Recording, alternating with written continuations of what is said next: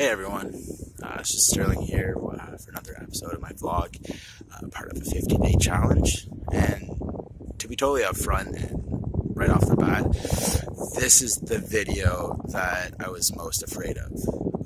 The past videos, I was in a good mindset and a great mood through the whole day, and it was pretty easy for me to be able to publish this content and create a video where I was feeling so good.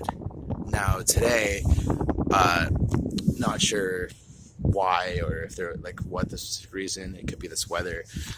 As you can see, it's pretty foggy and pretty miserable outside, at least here in Ottawa it is. So that could play a part to it, but it was just one of those days where I just wasn't myself. And my biggest fear was that opening this part of me up where I would be too vulnerable, like not too vulnerable, sorry, where I was damaged and I was at my lowest, right? I felt like a video like this would make me not worthy to be a life coach, to make me not worthy to be able to publish this type of content, to be not worthy to share my story and the purpose of accomplishing things and making through shit.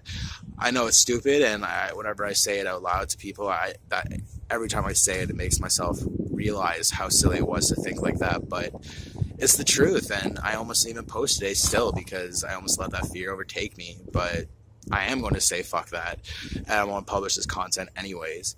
And days like this actually is like coincides and sort of relates to this video and what the purpose of this video was in the first place pretty well.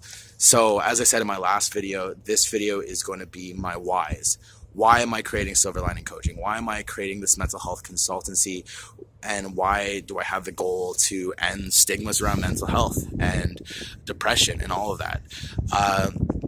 So let's get into it with my first why.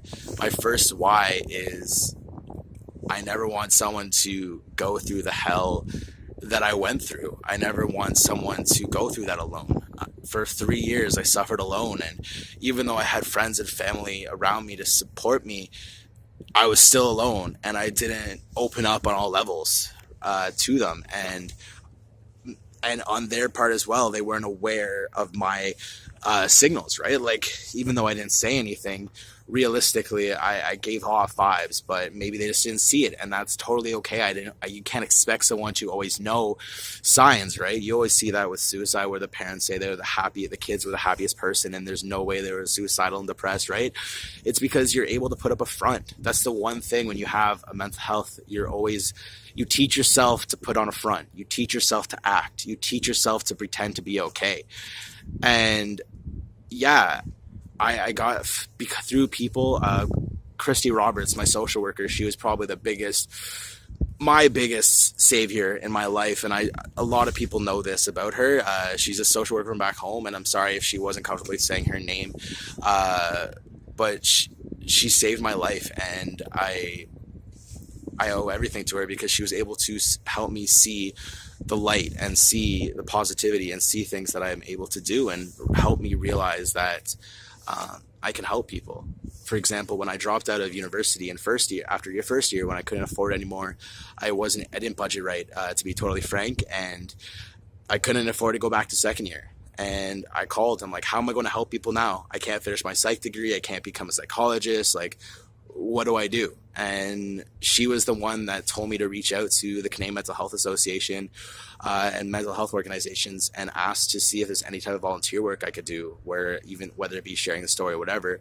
Luckily, my first call was to the CMHA, and I found a program where I got to actually go to high schools, and I got to share my story, and I got to talk to these kids, some small groups, some small classrooms, and some giant assemblies in front of hundreds of kids. And I was able to share my story, and the reactions I got, the comments I got, the feeling I got when those kids came up to me was the most empowering thing I've ever had. And I wouldn't have it without her. And so I'm entirely grateful to her. So that's the first reason.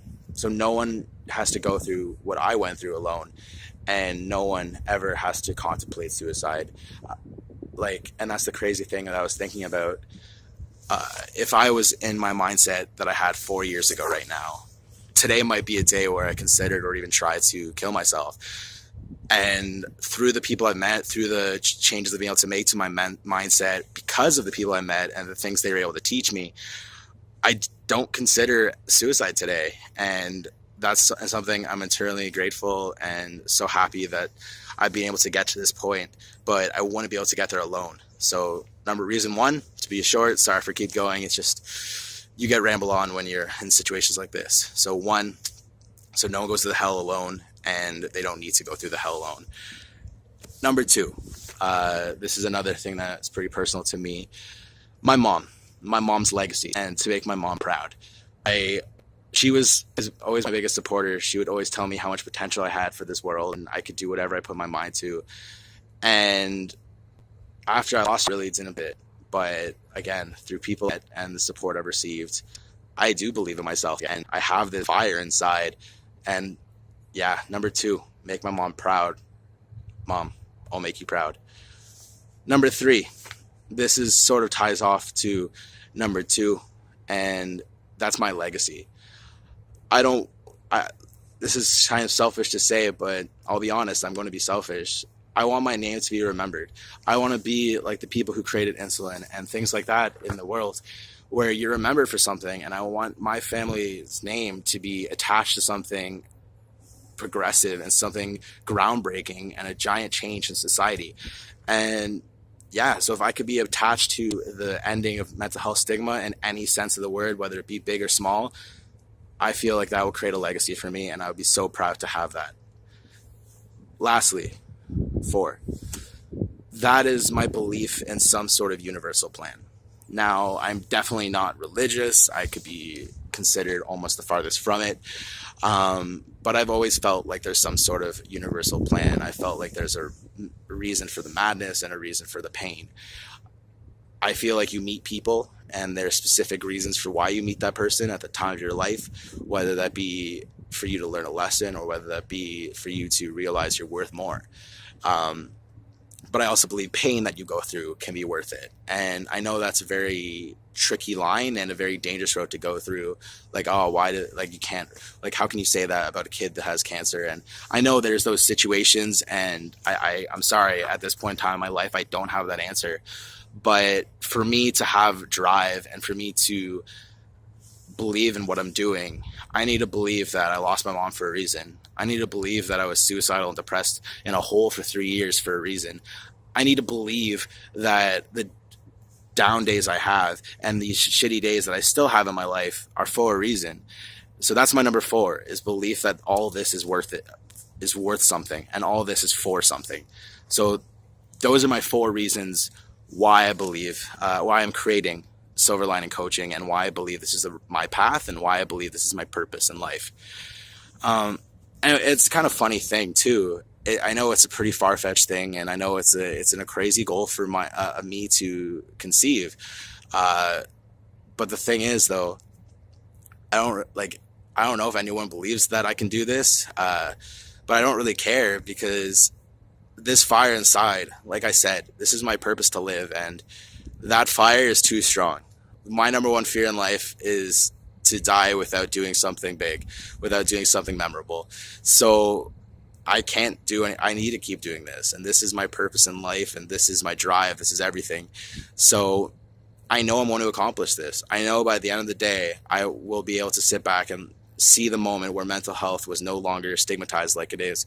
I can't wait for the day where people can call in sick because they're depressed and they can't get out of bed. I can't wait for the day where they're actually able to talk to their boss about their mental health struggles, and they don't need to take that day off because they're comfortable going in at a lesser percentage than they're supposed to be at, I'm sorry for actually saying like things like that. Yeah, those are my dreams, and those are my goals, and these are my reasons for why I'm creating this. And I feel better already for making this video. So I want to end with the view that I'm actually looking at right now. It's actually got a bit darker since I've started this video, but places like this, spots like this, it's just down on right in the Gatineau-Ottawa border. These are the reasons why I love my city. And let me see if I can just change the camera around. Oh, no, I can't.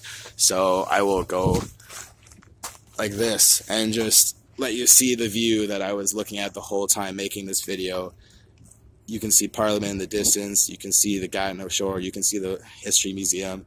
And this is the Ottawa River. So, guys, thank you from the bottom of my heart for listening to probably my most heartfelt and emotional videos that I've made so far. And as I said in the beginning, this was my most vulnerable one that I could think of. This is why I didn't do it for so long. I've been thinking about doing videos for almost a year. And the fear of being at my lowest and showing that to the world kept me from doing it. But I'm not afraid anymore. This is who I am, my highs and my lows, my good days and my shit days. This is Sterling Bennett, and thank you guys for watching. Cheers.